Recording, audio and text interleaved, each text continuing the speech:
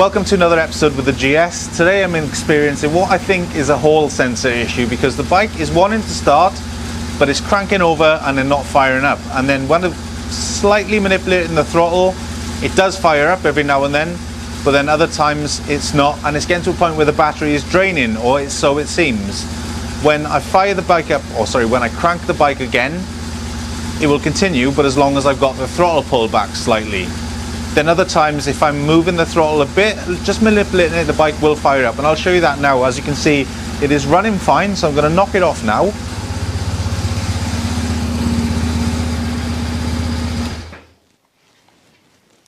And with the bike knocked off, I'm going to turn it back on, and I'm going to press the start button. And if this fires up, I'm going to be really shocked. Nothing. So, as you can see,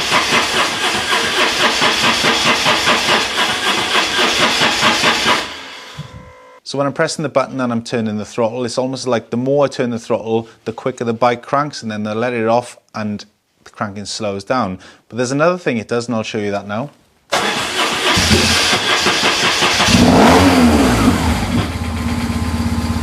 So it actually started that time.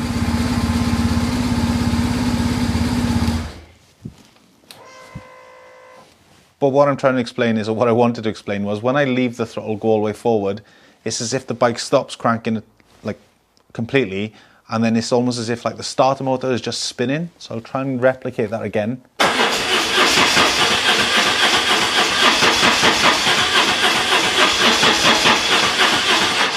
Naturally, these problems are hard to replicate, but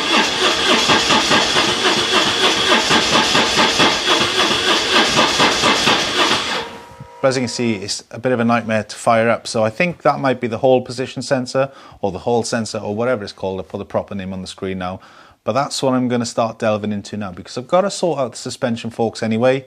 So I might as well just get that front end off and then have a look at it, and then potentially either sort of remake the wiring for it or completely get a new one. But this is potentially the issue that I had in the past when the bike completely stopped. So yeah, that's where we're at now. This episode may be a bit choppy and changey because it's going to be done over the next couple of weeks, I think, because I've got to do the suspension as well, and I'm only home on weekends. So bear with me. Well, what am I saying bear with me for? It's going to be one video, isn't it? So yeah, the magic of editing. But let's try and get it started one more time. Spoiler alert then, I didn't actually get the bike started. I kept trying to start it up, but it would not. And I just kept on and on until I drained the battery. So I took the battery off, chucked it on charge, and that's fully charged now, ready to go. I then took the fuel tank off and looked at the wiring, had a good look into it, and it's in a bit of a state. So that's going to be the focus for this weekend. There's no point trying to look for an electrical problem when the wires themselves are in a dire state. So I'm going to get those sorted, hopefully fix the issue, and then we'll go on from there. We'll fix the issue, move on to the next one. If that doesn't do it, move on to the next one. But I've got a list of things to check, and I'm going to start working through them as quickly as I can, especially with Christmas period coming up now. It'll give me more time to make videos, and hopefully I'll be able to batch them. But again, we'll see what life throws at me this year. So going forward into 2024, plan is to be more consistent. I think I'll do a big update on this in the Christmas period, ready for the end of the year. But consistency every Sunday night is the plan, and if I can bring riding videos on Thursday, then I certainly will be doing that as well, because the more the merrier and everything else. But Monday the 18th, I'm bringing something to the channel to have a bit of a test to see what that does. If people like it, then great. If not, then fine. I'm completely fine with that. But I'm going to keep doing, obviously, the BMW stuff. I want to really ride the pants off that next year and have some fun with it.